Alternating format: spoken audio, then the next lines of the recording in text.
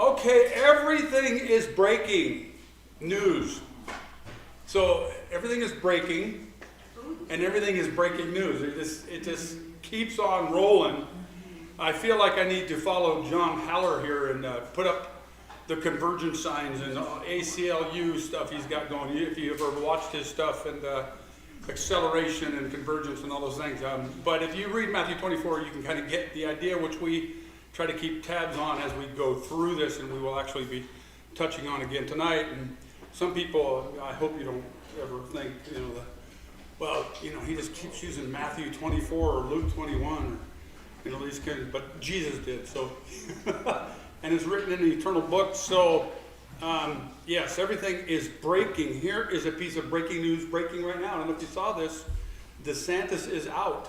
Oh. So he is throwing his support behind Trump, and I think that is a huge sign. There was some signs here in the last couple of weeks that he was not doing well. Haley's probably, they say she needs to take New Hampshire. We'll see, but at this point, there's just way too much support behind Trump. I know Tim Scott came behind and gave him his support the other day, and now DeSantis did right off the bat. And so Haley does not have a lot of support. And I don't know if you've seen the push behind that is that Haley is of the old guard.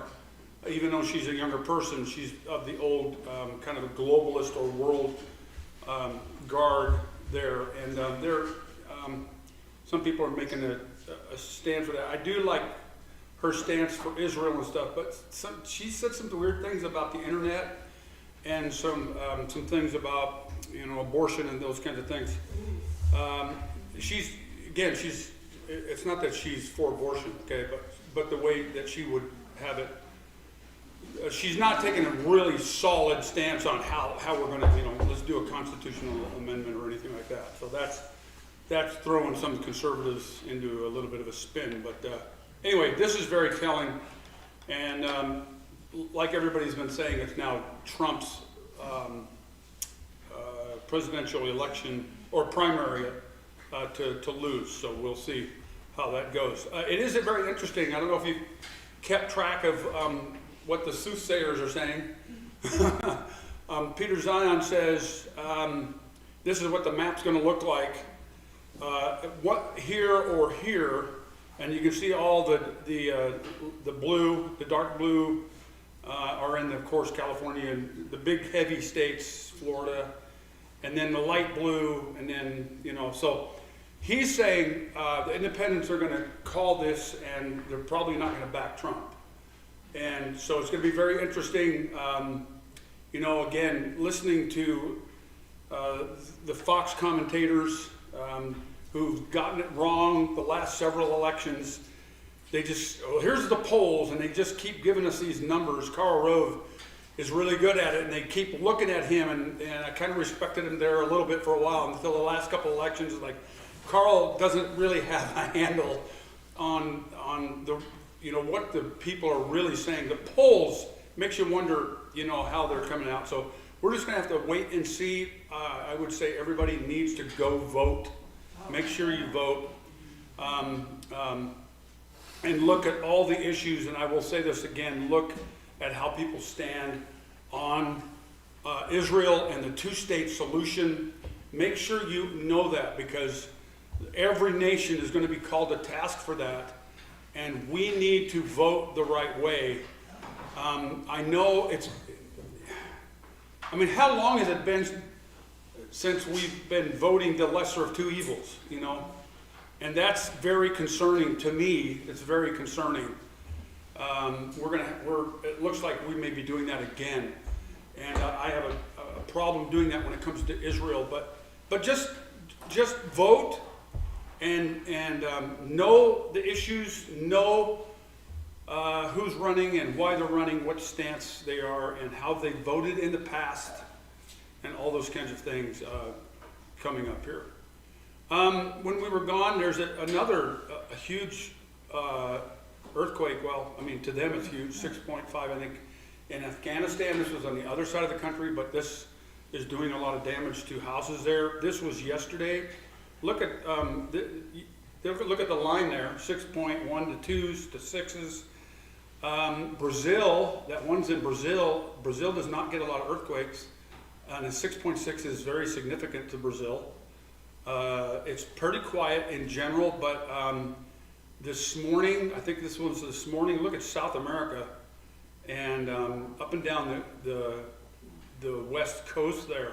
Very interesting. It's banging pretty hard there. So, and we'll talk a little bit more about, because the reason I do this is because what Jesus said, and I honestly believe that he's talking chronology, and I think like the books like Isaiah, like Ezekiel, like many of these books there's a lot of chronology in them, and I think that Jesus in Matthew 24.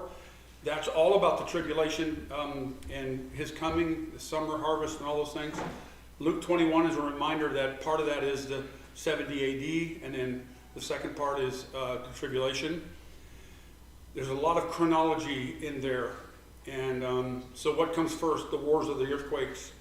And I think when you know one, you can start looking for the other ones, those kinds of things. Nigeria, Islamists commit massacres of Christians. It still continues. It's very interesting. Nigeria is one of the most powerful, if not the most powerful, African nation. Probably Egypt maybe ahead of them. But Nigeria is actually very powerful. It's got a large army. But more Christians are killed in that country than almost anywhere in the world right now. It's been going on for several years. Leaving them no choice, they convert to Islam or be slaughtered. These locals chose to convert to Islam. But South Africa's corrupt government won't see that, and nobody cares. And so here's this group here. The whole village convert to Islam in Africa. Allahu Akbar, they say. This is a very, very, very sad thing to see. And you can see the fear on their face, and they're all standing in line so they won't get shot. You can bet that there's probably guns lined up over here, or hatchets, knives, whatever. And when we go about our Western life, I don't know if you've ever, and I'm sure you have, because I think we all do, but why was I born where I was born, in what family, what year? Esther was born for a time such as this, her uncle told her. We're born for such a time as this. We're in America. We're not standing in line here in front of guns. But what if, And I think that God gives us a spirit to be able to overcome these things. But here's a picture of people falling and giving over to fear. I was talking to somebody here recently and talking about fear. I believe fear is the number one reason people fail. It's the number one reason people don't want to do certain things, because of fear. And perfect love casts out fear. How many times did Jesus say, don't be afraid? The angels in Daniel, in Revelation, don't be afraid. We have to overcome fear. We have to be able to be willing. I'm not sure if it's healthy to play this over in our minds, what we would do, because honestly, we're probably not really sure. But I think it's very healthy if we prayed and said, Lord, if I ever find myself there, I do not want to deny you before men. Because he said, I will deny you before my Father which is in heaven. That's scary. And it should scare us, and he wants to scare us into the arms of his love. Okay? So just so we know that the fear of God is real, we should tremble in these places. Pray for these people. It's very, very concerning, very scary, and very sad. 2024 is starting like 2023 ended. Here's another place. Conquered. French Christians surrender. The Ahadan, the call to prayer, was sung inside the Church of the Holy Trinity in Paris. The Muslim made the declaration, Allah is the greatest. I bear witness that there is no other God but Allah. I bear witness that Muhammad is the messenger of Allah. In Islamic theology, that makes the cathedral a mosque. Other invitation to the singer to come and convert their churches. Here's the schedule. They got 4 more lined up for him to come and do this. In France, there are currently 3 young practicing Muslims for every young practicing Catholic. Therefore, it is not surprising to witness Muslims gradually taking over churches one by one. It is indeed disheartening to observe Christians relinquishing their sacred plans sacred places one by one. Sadly, France's future is an Islamic one, and that is very telling. France is a very large country, one of the powerful ones there, of course, with Germany, and this is happening across Europe, of course, and we can see this coming to our town, to our nation, to some extent. Here he is singing, and so we're not going to listen to it, but it's taking place in a church. Trans golfer wins all-female tournament, so golfing has not been left out of the junk that is going on, as it was in the days of Lot, when this stuff was happening. He's one step closer to joining the LGPA. NXXT Golf aimed at empowering women. On their website it says they are aimed at empowering women in golf. Well, yeah, then don't let this guy in, right? I mean, you guys are hypocrites, or you're going to stick to your word. We'll see what happens. Just in, I need an editor. Democrat Governor J.P. Pritzker is literally now begging for mercy to Texas Governor Greg Abbott to stop busing migrants to his state. It's remarkable. Abbott is simply giving Pritzker what he asked for, and considering 2021, Pritzker signed a bill making Illinois the most welcoming state in the nation. I don't know if you remember that. I remember that happening. Well, action is pending at the federal level. I plead with you for mercy for the thousands of people who are powerless to speak for themselves. Where was his mercy on his own people in 2021? You see, Sonia and I we had this good discussion yesterday, and I've had it with several people.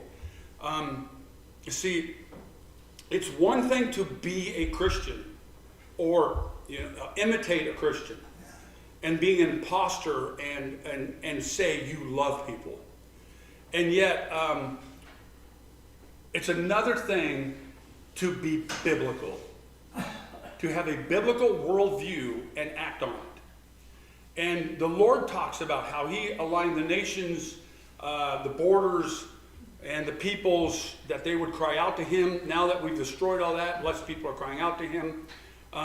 Listen, if you stay on your borders, don't harbor somebody else's land, and if you're in need, cry out to him. And that's what the nations were supposed to do, and there's not a one doing it. Please, while winter is threatening vulnerable people's lives, suspend your transports and do not send more people to our I don't know if it's city or, but anyway, that's what's happening. Tesla, why Tesla and other electronic vehicles are having problems in the winter. So Texas, remember a few years ago they had that major storm? They didn't do well. All the fans, blew up and all that stuff. They did a lot better this year, but now the EVs are not having a good time. Along with that, rental firm Hertz is selling about 20,000 of them. Go pick one up. Probably get it cheap. If you have to buy a battery, that won't be. So just playing there. The Communist Party member, Chairman Mao admirer, Chen, I'm not going to say his name, spent $85 million on the purchase of Oregon timberland. Is now the second largest foreign owner of U.S. land, and it's alarming the lawmakers. Well, this should alarm the lawmakers. Now they have farmland, huge, major farmlands in California, major lands up there by the nuke base in North Dakota, and it's just so many other places. Now they're buying up timber. So I thought I would throw this in here. Here's a retired Australian general. His name is Mick Ryan. He has a blog if you want to It's called Future Doctrina, if you want to check in with him. This perception of weakness by the United States in democracy is provocative. In the coming years, countries like Iran, China, and Russia will continue to exploit this perception of weakness. Australia, a mid-sized nation that is reliant on international trade and security relations with the US, Japan, and others, will be negatively impacted by this deteriorating environment. The outcome of the current struggle between authoritarians and democracies is far from certain, but current trends in civil discourse, political friction, and small defense budgets in democracies don't augur well for a positive 2024. Now, so what he's been saying is the West is still way behind in defending themselves against Russia and China. America is probably sitting fairly well, except for its leadership. We could sure use a commander-in-chief. And then the Secretary of Defense, you heard that here in the last week. He decided to go get some medical help without telling the Commander-in-Chief. I'm not sure how you don't get fired over that, but we'll see what happens over that struggle. But anyway, in Europe, I read several articles on Europe and the defense in Europe. There's military there, there's money there, but it's not coordinated. And like we mentioned, I think the week before we left, there's a call from the lady who left, the Prime Minister of Netherlands, was saying we need one commander-in-chief or defense secretary for the EU to coordinate the nations, because I read another article this morning that everybody's very concerned about what Russia does after Ukraine. Are they going to continue to go west? Now, they've always gone west. They've always taken that gap that's in Poland. If they take Poland, they shut that gap down. Their defense bill goes way down, and their concerns go way down. But they got to take that gap, and now they're up against a big. You know, if you think about it, this isn't 1940 anymore, you know. This is 2024, I almost said 23, 2024, and there's a whole lot more, and the lasers have come into play here, even more in the last week. So it's a different, different thing. In a recent article, British strategist James Sure wrote that, as in the 1930s, feebleness abets cynicism and defeatism. The question today is not whether the West is doing what is required, but whether it is capable of doing it. And isn't that the question? See, if Russia or China or Iran or others would say, oh, you know, they could take us out, or, you know, they could do it. Now they're saying, you know, I don't think they can do it. And here's another thing. I don't think Biden wants to do it. So that's where we're at. Some people are suggesting that before Biden hits the road here in January of 2025, Lord willing, and the creek doesn't freeze, then people are going to make a huge play between now and then, and we'll have to wait and see if that is going to happen. See, here's what he's saying. The U.S. does not support Taiwan's independence. He just said this the other day. And why is he doing this? It's the old globalist thing of appease. And what did Reagan say? You know, you can't do that. Trump even said that. Now, Trump, an interesting thing with Trump is that he never wanted war. He wants our people, he wants our money to come back home. And he wants to build up our military like never before. And so there you got a huge stick. Not a big stick, a huge one. But well, first of all, the Lord's not going to let us out of the Middle East until it's time. And when we do leave the Middle East, I believe things will completely fall apart. So who gets into the chair next time is going to be very, very telling. And I want to remind you, as we come into the election year, I should say this right up front again. You've heard me say it before if you've been with us for some time. That when you see what happens, you know God's mind. Okay? In some way, shape, or form. If Trump gets in, you know some of God's mind.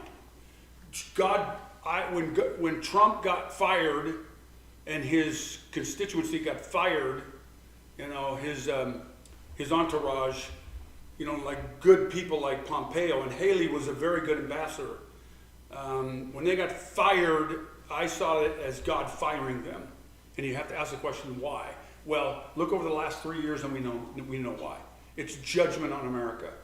And it is to see things in the Middle East just fall apart. Why? Because God has an agenda. It's not Biden's agenda. It's not even President Obama, who might have the strings over there. I don't know. But it's not even his. We have to understand that. There's a book on sovereignty I've been trying to hand out to some people. If you want it, you should read it. God is sovereign in everything. And so you know God's mind. Now, we don't know why, but we do know God's mind. That in Daniel 2 and in the book of Proverbs, in the book of Job, it says that God raises one nation, brings down another, raises one king, deposes another, lifts up one people, lets down another. It's God doing that. Now, he does it on sin. He does it because of judgment. But he also does it at a certain time where we think, okay, we got a decent president in Trump, you know, however you want to see that. And we're getting stronger. And the Lord said, well, pull that rug out from underneath you because you're not going to lean on him, you know. And I want some things to happen in the Middle East. And he's a boastful person. And he wants a two-state solution. All those kinds of things. Trump wants a two-state solution. I want to hear him change his mind. I'm just going to boldly say that. I want to hear him change his mind. And then I will vote for him. But if he doesn't, I don't believe I can. We'll see how this plays out. It's coming to that time. Yeah. John and Carol just texted and said, you're the only one showing on the screen. Is that the way you want it? He is not showing the upper screen. Oh, really? Oh. So I don't know if you want to change that or if you just want to go on. Well, that causes me to pause and think about I don't know what to do about it. what should I do? Let's see here. Well, I just thought I'd tell you. That comes to this. Okay. It'll be.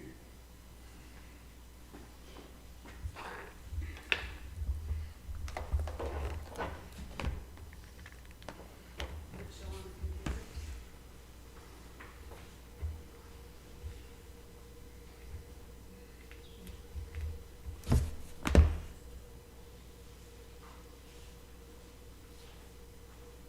Did that disappear? That didn't disappear, did it? Huh. Well, on the screen here, you're there, but that's not. That's still not there. Ouch.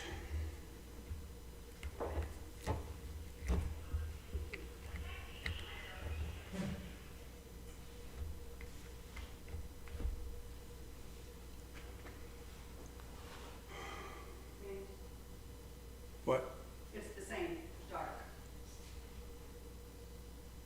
I don't know what to do about that. People can still follow you. Yeah, they're going to have to. Explain yourself a little bit. I mean, you know, what you Yeah. would say at the screen. I apologize to the people online concerning this. Anyway. So anyway, back to Trump just for a second. So just be putting a lot of prayer into it. Do the right thing before God. Because what I'm saying is we're getting to that point now where God is saying, okay, what's the important thing? And I believe that he has made Israel a focus point and the Jews a focus point in this time and age. The church has decided to take a step back. That's very sad. We should be in the forefront of everything. And we're not. And I don't mean that to be prideful. I meant out there preaching the gospel, saving people. But the Lord says there's a time where there's going to be an apostasy, a falling away. And then this anti-Semitism, this persecution is going to rise. It is destined to rise. So what are we going to do about Israel? What are we going to say about her? And then who are we going to back who supports Israel? So that's the concern. Before I leave that, it's going to be interesting to see who Trump picks as his vice president as well. I don't think it's going to be things that people that we may think of, but possibly. But take into consideration that person and the cabinet as well. Like I said, Pompeo was all for Israel. He was a great Secretary of State. And Haley was a very good ambassador to the UN. And so his cabinet was doing the right thing, I believe. They were all pro-Israel. The Chinese, they use a replica of the USS Ford for target practice. Who did this recently? Iran, remember? And now the target is meticulously designed and even replicating the deck angle and the chamfer of the Ford, as well as the shape of the island, and even the 4 electromagnetic catapults. So it's very interesting. That's a lot of effort to go through and do something like that. They are trying to scare Biden and the West. I want to remind you that the United States has never really wanted to go to war. We have been, I wouldn't say isolationist, but we have kept ourselves out of war. We have helped others we thought necessary. Now we have, in the last couple of decades, we've caused some wars, and we're not. The ports in the Mediterranean. Coming home. It's coming home to Virginia now. It's coming home to Virginia. And so the point here is that that enemies know that of Americans. If they can get the Americans concerned about war, they could possibly ward off and do what they want. This next year, I think, is going to be very telling. Dugin, we went through him, remember? Putin's kind of spiritual advisor of sorts. I believe the timing is optimal for China to start its military operation in Taiwan. Now, he was the one that was saying, I think it's optimal to go ahead and go into Ukraine, and to some extent that has happened. And by the way, the Russians still have another 20 million, 25 million troops that they can throw at, or people, I should say, that they can throw at that Ukrainian war. So that thing's not going to be over until Putin wants it to be. And Ukraine is taking some major hits. And sanctions on Russia have inflicted $230 to $40 million to the Russian economy so far, but at a heavy price for Europe. The Europeans admit they have overpaid up to 800 billion euro. So that's like pretty close to $100 billion. I'm sorry, $1 trillion, because of the skyrocketing energy prices alone, which appears to be a direct result of the energy embargo levied on Russia in 22. Europe alone has lost at least twice as much as Russia since the start of the war. Many experts argue that the West's losses are finite and will turn into benefits as it overcomes its defense on Russia, while Russian losses will last for years, leading to the country's economic decline and demise. But today, no one may be sure of this perspective. We can go back a year now, and even thinking of what Peter Zion was saying about the oil and the pipelines freezing and the loss of transport of oil and all that stuff. Russia's making money, and they're staying in the fight. They haven't delved into their airplane, their air forces in a great way. They are short on ammunition. They're getting that from North Korea and Iran, and they're getting their Sarhed drones from Iran and others. So they're not short of anything that they need right now. In the recent months, the U.S. introduced sanctions against the Russian Arctic LNG projects that possess no relations to the U.S. and are not using American investments, but significantly undermine European natural gas supplies. as the LNG shipments from Russia have been growing for many months since the end of 2022. Now, when I read this, let me tell you where my mind went. Remember who's making lots and lots of money right now? The Arabs, especially Saudi Arabia, but all the Arabs are making lots of money. Iran is doing pretty well as well, but the Arabs are killing it, and so is America. America is killing it on LNG, and so we take it to the Europeans, and then we sell it to the Europeans. I mean, we take the big stick to the Europeans, and when we double down by selling LNG to the Europeans because we're of these sanctions and stuff. So I'm not sure who really thought this thing through in Europe, thinking, okay, wait a minute.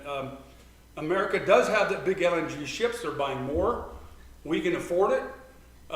We can afford going to get the LNG. Remember, you got to bring it up as a gas, turn it into a liquid, transport it, and download it as a gas again. That's very, very expensive.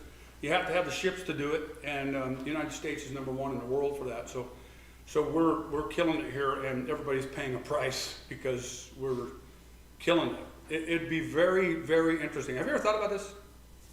Okay, one day you wake up and America is gone in one way, shape, or hurt, or in one way, shape, or form. The disaster. It's kind of like this. Let's say that an EMP hit America, right? And all the electricity went out.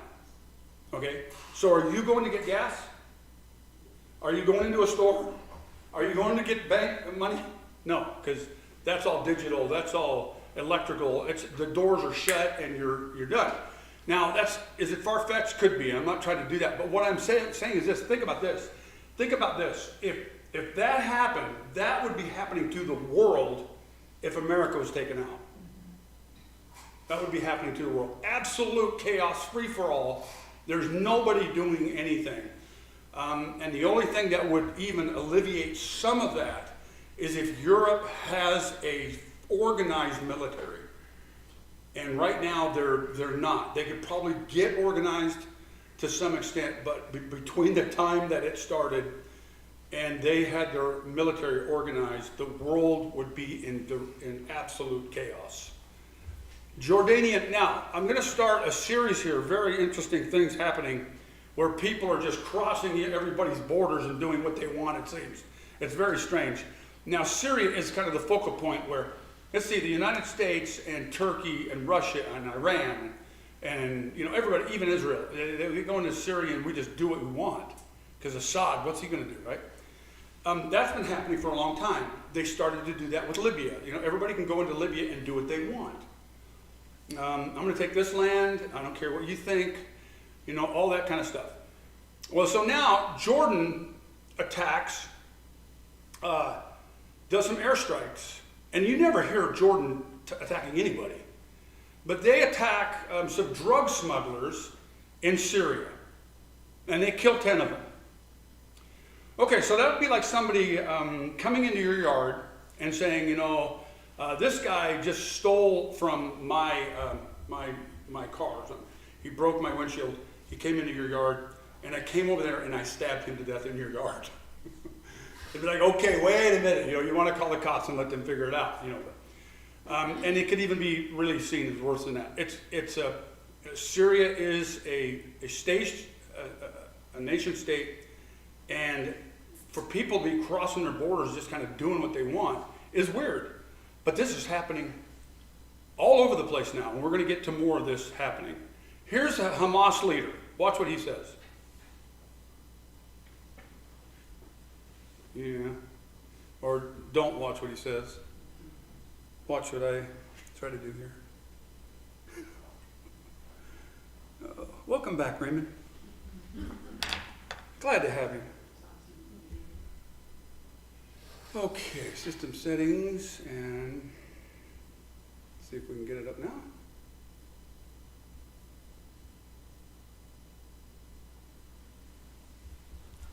What is going on? يتكلمون الآن إنه هذا المعركة 7 أكتوبر فتحت أفق لموضوع الرؤية السياسية. لذلك يتكلمون الآن انه The هذا war started معركة 7 in أكتوبر October 7th, فتحت أفق opened لموضوع up a channel الرؤية of السياسية، diplomatic وهنا يعودون إلى بضاعتهم القديمة حل الدولتين. communication. وهنا أقول I would مسألة like to say something about the two-state المسألة الأولى solution. نحن لا نقبل حل الدولتين. هذا مصطلح مرفوض. It's لأنه unacceptable. معناه أنك أنت لك دولة موعودة ومطلوب منك أيضا تعترف بالدولة الأخرى اللي هي الكيان الصهيوني، تعترف بشرعيته. فهذه مرفوض. That's enough. That's enough of that. Who are the two people groups in the world? Okay, it's three. Let's say the two-state solution is a no-go. It's the conservative Israelis, it's Hamas and the terrorist groups from the river to the sea guys, people, and the Christians who know the Bible. Okay? And I hate to throw us in with that group. But we're the ones that's saying, you can't, it's not going to work. It doesn't work. And it's interesting that the two people fighting know that it's not going to work. And it's like the bully in the play yard saying, you guys are going to get along, you know. You're going to make it work. And it's never, ever, ever going to work. Hamas spokesman on the October 7th attack.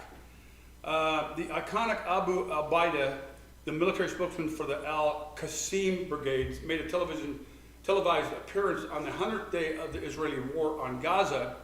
And in that article, and in his announcement there, and then the article that followed is that they made they've been making statements since October 7th that part of the reason that they attacked was because of this heifer. Now, think about this. Even the demons believe, right? So he's the Son of God. We need to kill him, you know, that kind of thing. Or here's the heifers. We need to get rid of the heifers because there's, you know, like, you know, my mind goes to 1 Samuel with Pastor Joe and I have been doing on Wednesdays. And remember the ark? And the Palestinians, the priests are going, okay, we need to send, you know, some rats and some things with it because, you know, their God is angry. They have more belief sometimes than some of the Jews and even some of the Christians. And so I thought this was very interesting. This does tell you another thing that I think there's 3 heifers now, and so far so good. They can't have any more than 2 white hairs. So far so good. Arab. That's enough of that. We did that. Reports in Lebanon that Israel gave through the mediators an ultimatum to Hezbollah, a diplomatic agreement on your withdrawal from our border by the end of January. Now, I'm putting this out there, and I'm trying to follow this up. If this is an actual report here that Israel is saying we're giving Hezbollah an ultimatum, and I would not be surprised to follow up on this because they want to knock this situation out. They want to knock down this domino before it gets much bigger. And I'm going to tell you why, because there's other things like the Jordanian launch into Syria. Okay, just keep that in the back of your mind. What's happening between Israel, Lebanon, and Hezbollah and Hamas. Keep that in the back of your mind. Yemen, we're going to talk about Yemen. But you're going to be surprised on the whole Middle East is like, okay, just a touch away from a big to-do. Some people are saying we're already in World War. We'll take a look at that a little bit too. But the IDF Northern Command are prepared more than ever for the expansion of fighting in Lebanon. So they're looking for the U.S. military seizes Iranian missile parts bound for the Houthis. The EU states approve a Red Sea mission to deter the Houthis. Is the world at war? According to an exclusive Yemeni source, Ansarullah is considering implementing a plan that calls for the Al-Aqsa Triangle by closing all 3. Now remember, that's the furthest mosque. That's the mosque on the Temple Mount. by closing all three of the Middle East major waterways. So you've got the Suez, you've got they're down between Djibouti and Yemen, and then you've got the Persian Gulf up there, Straits of Hormuz. This will stop the oil and gas feeding Israel from Qatar, the UAE, and Saudi Arabia. And I'm convinced that the globalists are not going to let this happen. And I don't believe Trump would either. Okay, so we can put it on the globalists. But they have looked at this happening, this possibility of happening. In fact, if you keep up with prophecy news over the last 20 years, you see this coming up all the time. That Iran could shut down the Straits of Hormuz like that. Now you got the Houthis shutting down this strait down there by Yemen. And now we got the problems up there in the Suez Canal. I mean, if you can't get them, if you're bombing ships in the Red Sea, nobody wants to go into the Red Sea. So you're shutting down basically the whole Red Sea, that whole triangle is shut down. And you're talking about 40 to 50% of the world oil, 40%, some people say the world's oil, natural gas, those kinds of things. It is a huge, huge deal. Arab media reports that in the evening attacks by the U.S. in Yemen, 2 members of the Iranian Revolutionary Guard were eliminated. According to the reports, the Iranians who were killed in Yemen were experts in the field of missiles. So you've got Iranian Revolutionary Guard members in Yemen who are working on missiles. Are we at war with Iran? We're shooting at Iran's work and killing some of their people. And you're going to see, we killed some of their people. Are we at war with them? It's not declared. In addition, the Arabs report that the attack was carried out by an American UAV towards a Houthi military base, again killing Iranians and Houthis. There's a shot of that in Yemen. Arab media reports that in the evening attack by the U.S. in Yemen, 2 members of the Revolutionary Guard were eliminated along with the Houthis. According to the reports, Iranians were killed in Yemen. Oh yeah, I already did that, didn't I? Yeah, I was gonna delete that slide, did not. Need an editor. According to the White House statement, 10 countries took part in the strikes in Yemen, Australia, Bahrain, Middle Eastern, Canada, Denmark, Germany, the Netherlands, New Zealand, South Korea, Great Britain, and the United States. But I want you to focus on Australia, Canada, Great Britain, New Zealand, and the United States. That's what I would consider, if the West is any part of Tarshish that looks like the ships or the merchants of Tarshish, if you will. That's definitely the Five Eyes. That is the strength of the West in a big way. You could add France there, but they're not the Five Eyes, but there's a huge, France and Germany, of course, but Germany's there, and so this is a huge deal. U.S. Secretary of Defense Lloyd Austin, who was missing in action, I added that. We hit targets related to the Houthis' drones, cruise missiles, radar systems, and air control capabilities. U.S. official, the strikes had a major impact on the Houthis' ability to continue attacking ships in the Red Sea. Are we at war? A Russian tanker was hit by the Houthis. Okay, so that was a mistake. A Western source, all Gulf states have allowed Britain and the U.S. to use their airspace to strike Yemen, with the exception of Oman. Now, when you get into Daniel chapter 11 and 12,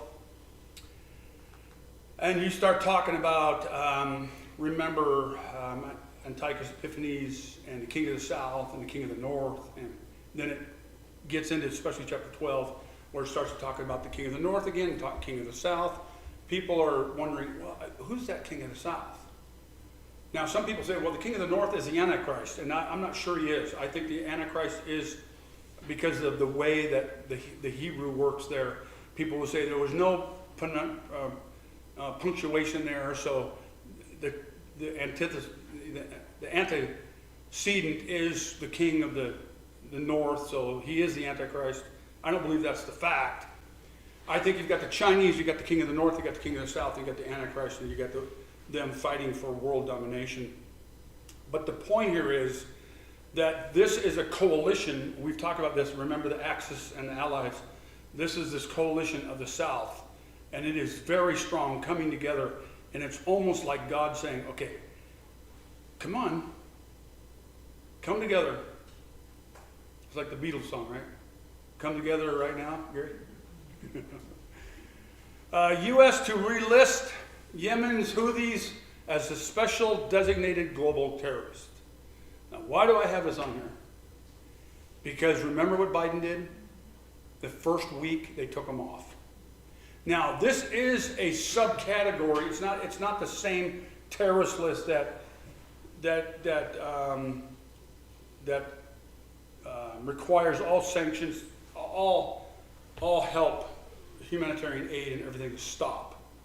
So Biden, out of the goodness of his heart, took the Houthis off the terrorist list so that Yemen people could get humanitarian aid and stuff, and we paid the price for that. Saudi Arabia's paid the price for that, and so anyway, they're back on a terrorist list, which is just double-mindedness. We have a man walking in a trackless wasteland, according to Job 29, and that's Mr. Biden.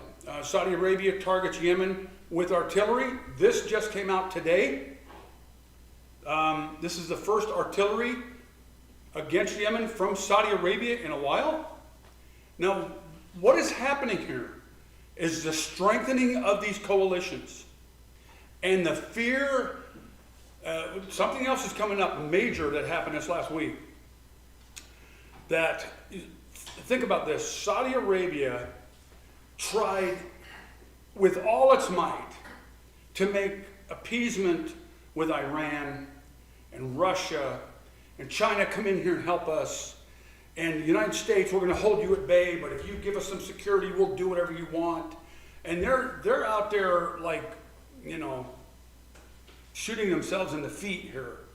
Now, am I correct? But it appears that we're seeing a lot of Muslim nations against each other.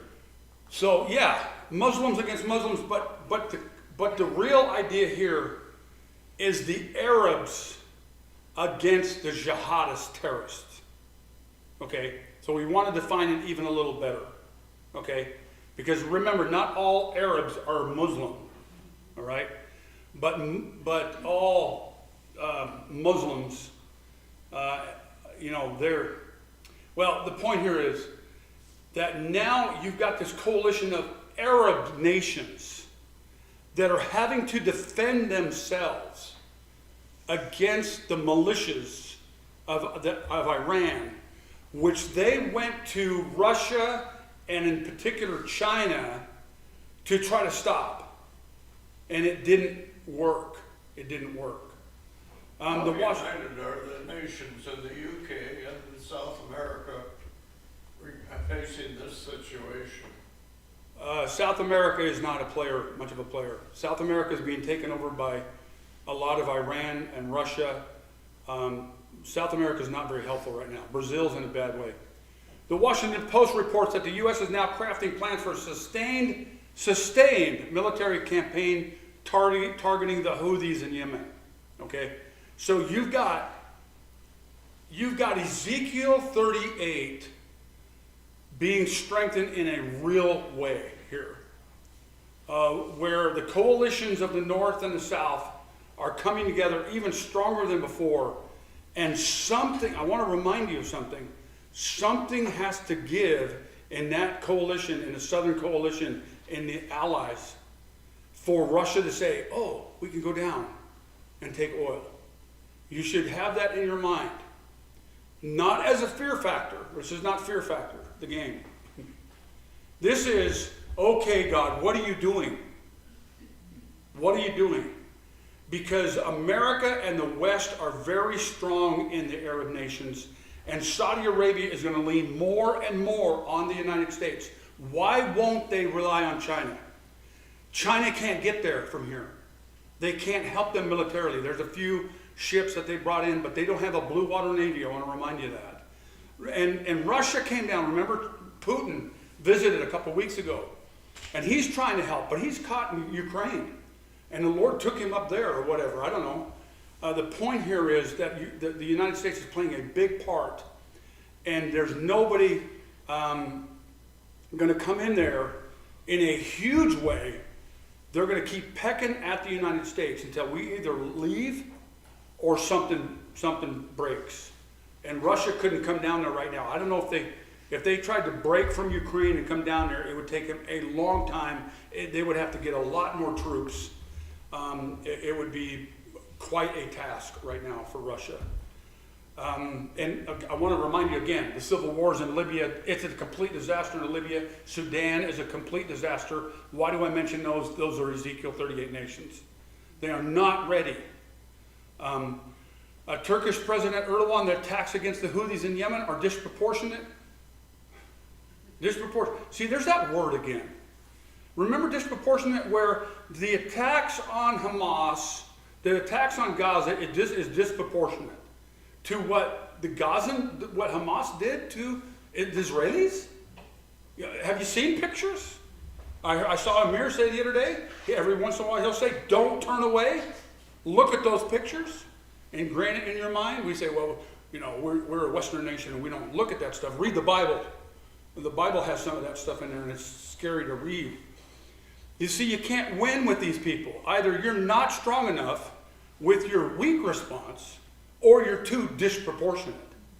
It's never fair for these hypocrites, and I would say these jihadists, because the Quran says you can do either or. Iran's Revolutionary Guard is deployed in Yemen. We already mentioned that. The U.S. CENTCOM seizes Iran advanced conventional weapons bound for the Houthis. Yemeni sources, the Houthis transport a batch of missiles from Sana'a to Hodaya, which is near the coast, accompanied by experts from the Iranian Revolutionary Guard. Wheat shipments in Suez plunge. They fell by about 40% in the first half of January. Iran saying these things itself fulfills prophecy. In Hebrew tweet, Khomeini says crimes of the Zionist entity will be remembered after it's wiped from the earth. Now, I wrote the title there. I wrote, Iran saying these things itself fulfills prophecy. Because remember what the Lord said. The Lord said that the world would cry out that Israel needs to be wiped out from the face of the planet, from the face of the earth, because it went against their God. And remember, even Ezekiel 39 especially says that the nations will cry out and say they were sent away from their nations because they shamed the name of God. And so that's what Khomeini is kind of saying here. But he is going one step further. He's saying they're going to be wiped from the planet, but the world is going to remember that the Lord sent them into captivity because of their idolatry and their sin. Iranian Supreme Leader Khomeini tweets in a Hebrew blasting the Zionist entity for its crimes. In wording very similar to a tweet yesterday in English, Khomeini writes that the crimes of the Zionist entity will not be forgotten. And that's the truth. They're written down eternally in the scriptures.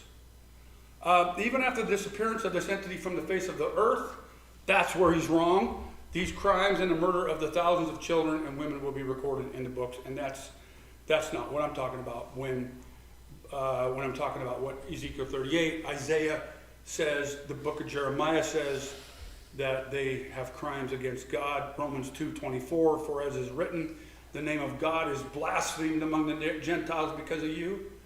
Ezekiel 36:20, and whenever they went among the nations, they profaned my holy name because it was said of them, these are the people of the Lord, yet they have to leave their land. That's a shame. Jeremiah 33:24, and have you not noticed what these people are saying? The Lord has rejected the two families he has chosen, so they despise my people and no longer regard them as a nation. Prophecy. What I'm saying to you is that Ezekiel, when we see Khomeini saying these things, we ought to praise God. We ought to say, Lord, your prophecy is coming true. Everything that you said is coming true, bad and good. It's coming true, and we love you for it. Now we're going through the bad, and we don't like it, but we're very, very grateful that it's happening because the good is right behind it. The good is right behind it, okay? The kingdom is at least 7 years away, but it's 7 years. It's not 100. And I think that we can see the rapture on the horizon. Commander of the Revolutionary Guard Air Forces, we bombed the Israeli Mossad headquarters in Erbil, Iraq. Okay? So Jordan attacks Syria, right? And now Iran attacks Erbil, Iraq. There's the destruction there. And this is what Amir sent this little post out. Look, Iran just has its claws everywhere. We're just like attacking everywhere. Why is this happening? Why is Iran doing this now? We are a missile power in the world, Iran's defense minister said Wednesday after Iranian missile strikes hit targets in, look, Pakistan. So Iran attacked Pakistan, Iraq, and Syria. And if you want to say, well, Saudi Arabia now, and Israel, of course, throw Israel in there, because it's Iran doing it. Iran is attacking everybody through their militias or directly now. They are going direct right now. The attack in Syria targeted the Islamic State, which they say, well, that's okay, right? No, the one in Pakistan struck the terrorist group Jaish al-Adal, whatever, from the Baluch minority, and we'll get to them in a second. And the one in Iraq in the northern Kurdish region was aimed at what Tehran says is an Israeli base intelligence for gathering, and as far as I can tell, that's a lie. There's no Mossad base there in Iraq. On Tuesday, murals and banners appeared around Tehran praising the missile attacks and vowing vengeance against Iran's enemies. At Palestine Square, a mural on a building depicted a missile being fired with a caption warning in Hebrew and Persian, "Prepare your coffins," in the New York Times there. The Netherlands summons Iran's ambassador over the child killed in Iraq. Baghdad recalls its ambassador from Tehran, all right? So now you got Iran mad at Iraq. Iraq mad at Iran. Their justifications for the presence of an international... So now look where this went. The justifications for the presence of international coalition forces in Iraq are over. So that's for the United States and everyone to leave Iraq there. But what's the United States doing? Fortifying its bases in Syria and Iraq, by the way. Cargo planes have landed on January 16th. Sohar reported the arrival of military and logistic reinforcements to bases of coalition to northeast Syria from Kurdistan, Iraq region. The convoy comprised of 25 trucks carrying military and logistic equipment and fuel tanks, and the convoy unloaded in bases of the coalition in northeast Syria as ground and air reinforcements continue to arrive. So whoever is pulling the strings, whether it's Austin or Biden or whoever, they're reinforcing the Syrian forces right now. Then, as I mentioned, Iran attacked Pakistan the other day. Iran attacked a nuclear missile nation. Iran attacked a terrorist group inside Pakistan, probably thinking that Pakistan would not retaliate because the terrorist group is actually anti-Pakistani government looking to set up its own state. However, Iran miscalculated and Pakistan retaliated. And this almost blew up into a major war. It's not quite over yet, but they went back and forth for a while. Pakistan has announced that it considers yesterday's ballistic missile attack by the regime in Iran against Panjgur and Pakistan an attack on its sovereignty. Pakistan has also warned the mullahs in Iran there will be serious consequences for the attack. And here's what happened. Here's Iran, here's Pakistan, and you've got some people in Pakistan who hate the Iranians And so they attack or go over to Iran and attack and kill some Iranians. And so Iran said, well, we're going to go over to Pakistan and kill those people. And Pakistan, well, you said you can't do that, even though Pakistan government doesn't like these terrorists, and they're trying to take care of it themselves. So anyway, they broke sovereign territory again. You see everybody's breaking sovereign territory. Pakistan is our neighboring country, a friend and our brother. The so-called group Jaish al-Adal, which is an Iranian terrorist group in Pakistan, has taken refuge in Pakistan territory. They have operated within Iran in the previous days. Our focus is on the Iranian terrorists on Pakistani soil. You can't do that, according to Pakistan. There are two events that provoke the conflagration. The first one is October 7th. So, in other words, why did Iran decide that we're going to go attack Iraq? And people in Iraq, and we're going to go attack people in Pakistan. We're going to break these borders. Why did they decide to do that now? And I'm just going to kind of cut through this. The reason that they're saying this is because, number one, they can. Number two, their people are looking for Iran to be a hero right now. They need some good news about a strong man, is what the commentaries are saying. Because everything is not so good in Iran. The economy stinks.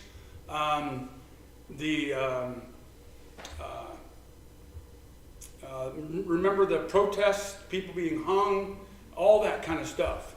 The Iranians are under huge pressure and decided to retaliate. They carried out retaliatory strikes in North Korea because of ISIS, and they claimed responsibility for attack in Kerman. The second attack was in Erbil, so those were in Iraq, which Iran said it was the headquarters of Israeli Mossad. The third Iranian attack was on Pakistan. So you see several attacks here. And this is besides what they're doing with all the militias. A dozen or more militias that are attacking coalition forces in Iraq and Syria. They're attacking Israel right now. They're attacking Saudi Arabia out of Yemen. Yemen is attacking Israel. You've got all this stuff just happening in the Middle East. And who is the big problem? Who is the biggest problem on the planet right now? Who said that Iran was the biggest terrorist group and the biggest problem on the planet? They pretty much are. So Israel is not standing still. They killed this IRGC commander here. No, I'm sorry. The Pakistanis killed this guy. Jaish al-Adal Sunni militant group has claimed responsibility for his killing, adding that the two of his bodyguards were also killed by their forces. And the reason I put this there is because it was part of those attacks. But also, you're going to see that there's a list of Hezbollah groups, leaders, and Hamas leaders that Israel has killed here recently. I'm just going to get through this. Enough of this. The commander of the Revolutionary Guards Air Forces, we bombed Mossad headquarters, Prime Minister of Iraq. The Erbil attack is a clear aggression of our country. Iraq recalled its ambassador from Tehran. Iraq, the Arab League, the Arab League adopted a resolution condemning the Iranian aggression against Iraq. Now, I wanted to focus on that one specifically because, again, Iran and all the Arabs want peace with Iran. That's why they went to China. It didn't work. It didn't work. Pakistan summons its ambassador to Iran. So enough of that. Meanwhile, everything in Saudi Arabia is wonderful. It sees a 156% increase in the number of tourists. Saudi Arabia's money supply grows 7%. Peace in Saudi Arabia, right? Russia. Russia's 2023 Middle East diplomacy. Russia has become the wisest player in the Middle East. Relations between Russia and the countries of the Middle East region are also developing due to Moscow's balanced position on the conflict. For a long time, Moscow and Ankara have had to resolve the gravest contradictions in Libya, Syria, and Karabakh. That's the Gordian knot there, if you remember. By now we have already settled most of those disputes, and our relations are preparing for a new large-scale leap. Thus, for most representatives of the Middle East, we look like a more acceptable, this is Russia, we look like a more acceptable partner than the United States. We are more predictable. We follow the norms of international law. That's a lie. We do not pull the blanket over ourselves. That's a lie. The government of any self-respecting company will appreciate these qualities in its potential ally. So they're lining themselves up to be the peacemaker and the kingmaker in the Middle East if they can. Meanwhile, a Russian film crew was killed in southern Lebanon. Biden says Netanyahu is not opposed. This is what Biden said. Biden is speaking for Netanyahu. He says he's not opposed to a two-state solution for the Palestinians. Now, if that was true, then either Netanyahu's been a liar or he did a complete 180. And yet, Netanyahu pushes back. On report, he told Biden he isn't ruling out the Palestinian state. Netanyahu vows no Palestinian state. He is the only government official I know right now voicing this. There are certain ones who have moved their embassies and those kind of things. But really, Netanyahu's the loudest voice on the planet, and really the only one you can hear, is saying no two-state solution. He's the only one. And I believe God has him there for that reason. The Israeli army has arrested 6,000 Palestinians where? In Judea and Samaria. We say the West Bank. 6,000 in Judea and Samaria. The events of the last 7 days in the Middle East and the world proves that no one wants to admit in words. We are already this is a mirror. We are already in a world war. Iran attacks Syria, Iraq, and Pakistan. Yemen attacks U.S. and U.K. vessels. Iraqi and Iranian militias attack Israel. Israel attacked Lebanon and Gaza and West Bank. Russia attacked Ukraine and Syrians. China is threatening Taiwan. Turkey attacks the Kurds. North Korea attacked Ireland in South Korea. We haven't talked about Libya. We haven't talked about Sudan. Is Sudan in there? No. And what's happening in South Africa, what's happening in Ethiopia is still a powder keg there. So this is what I wrote. Saudi Arabia and other Arab nations have tried to avoid a Middle East war by going to China, by going to Russia, and those things. They did not succeed. Even Biden tried to get out of the Middle East. He did not succeed. Why? Because they're not calling the shots. God is calling the shots. Breaking news. Russian Air Force's planes began aerial patrols along the so-called Bravo line that divides the Golan Heights between Syria and Israel. Mentioned on Thursday. Colette did not elaborate beyond that. In recent weeks, Israel has carried out a series of attacks in Syria, and yesterday a senior Iranian intelligence officer and his deputy were killed in Damascus in an attack attributed by Iran to Israel. Do we think that Russia left the Mediterranean? The answer is no. And so this leads into what Israel's doing. A very dramatic event in Damascus. 4 more high-end terrorists, all related to Iranian Revolutionary Guard Corps, are eliminated. Reports in Iran that the head of the intelligence of the Revolutionary Guards in Syria has been eliminated. The number of eliminated, I got it up to 14. These are high-end assassinations, and I think it's even more than that. So remember what Israel said here just a week or two ago. We're going to go after these people wherever they are. And so they're assassinating these people. Iran's President Raisi says Israel's strike that killed 5 Revolutionary Guards in Syria will not go unanswered, tit for tat. Let's talk about Amir and his Connect project.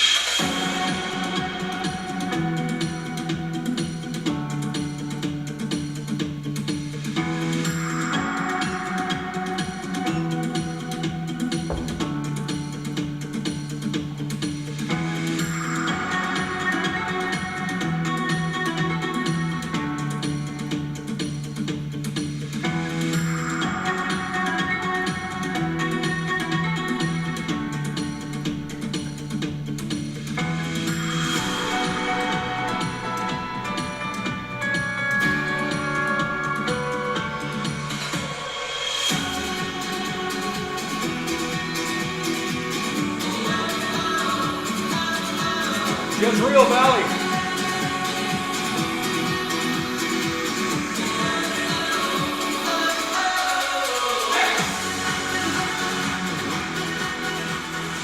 Okay, so we are going to continue to talk about this for a little bit. I forgot to get with Gary and ask the elders that we want to put this on the list for this year, if we can. But aside from that, we want to start doing something from this group. Okay, I don't know how much you know about what it takes to do work like this, and Amir is really, honestly, the best at it. He is so good at it. But he's got a lot of resources. He was a major in the Air Force. He was a governor, the last governor in Jericho.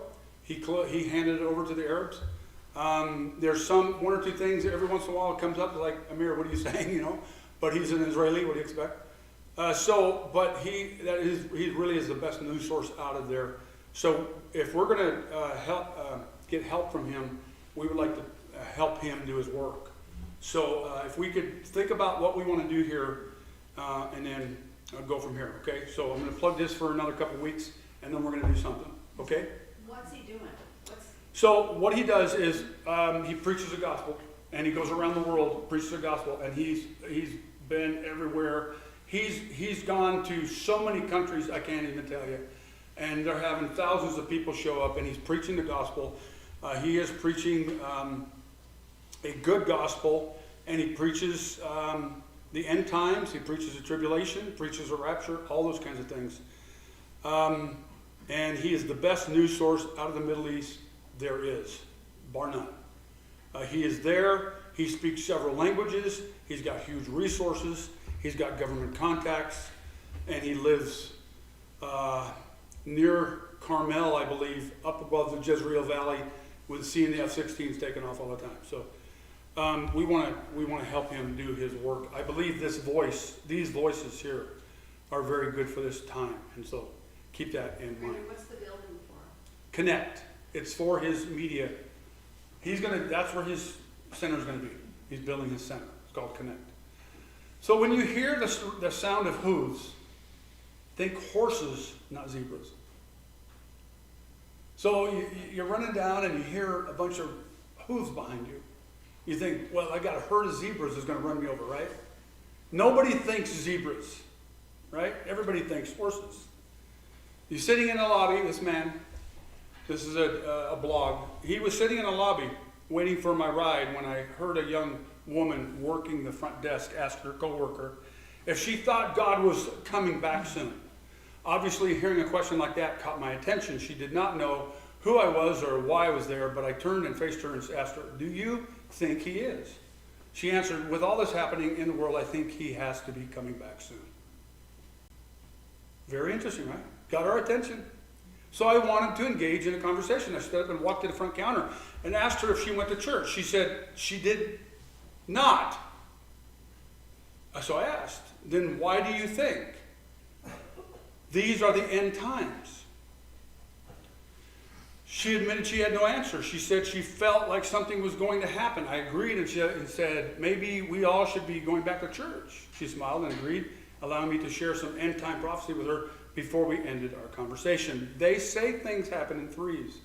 After 2 of those divine appointments, a recent survey came across my desk which revealed that 4 in 10 U.S. adults believe humanity is living in the end times, according to a survey done by the Pew Research Center. The survey also explored Americans' view about a fundamental foundation of Christianity, the belief that Jesus will return to earth, meaning his second coming. When asked if Jesus will return to earth someday, more than half of all U.S. adults said yes. Now, what is next? What's next? The rapture or earthquakes? Now, the reason I say that is because of what Jesus said. And you will hear wars and rumors of wars. See that you are not alarmed. For this must take place, but the end is not yet. For nation will rise up against nation, and kingdom against kingdom. And there will be famines and earthquakes in various places. All these are but the beginning of birth pains. So what's next? I'm still so confused sometimes when I open up the earthquake map, and it is nothing happening. And every once in a while something is, but it's like, Lord, because that tells me you're not real close. I mean, you're close, but you could be closer. Because I could see, if I see like a ton of earthquakes in various places, I'm going, okay, Lord, I know you're standing up, you're coming right now. But we're seeing wars and rumors of wars, the coldness of people, the falling away. But what's next? The rapture, nobody knows. But we're going to see the earthquakes pick up, I believe, and other things happening. And I don't believe that we're going to see a calming down of the nations because they are predicted to happen. So be looking for Jesus' coming, because he said these are the beginnings of all these things. Lord, we worship you and honor you. We thank you for your mercy and grace. We look forward to seeing your face and standing before you, kneeling at your feet when you come, when you take us, by the way. And we're very grateful for the opportunity to do that. We love you. Give us all courage. Give us all a word to save people from their sins so that they can meet you and see you face to face. We pray this in your holy name. Amen.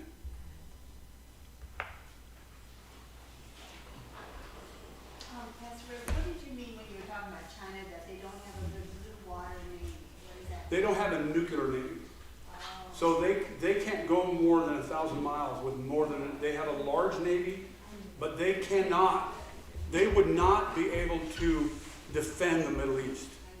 They can send, don't get me wrong, they can send a force, but it's not going to be anything. They would be a big problem in the South China Sea and close to home, but not across the world. That's why, by the way, it goes back to that last report we did 2 weeks ago where they're making those long missiles, or conventional missiles, that can reach across the Pacific. Because that's why they want those long-range missiles.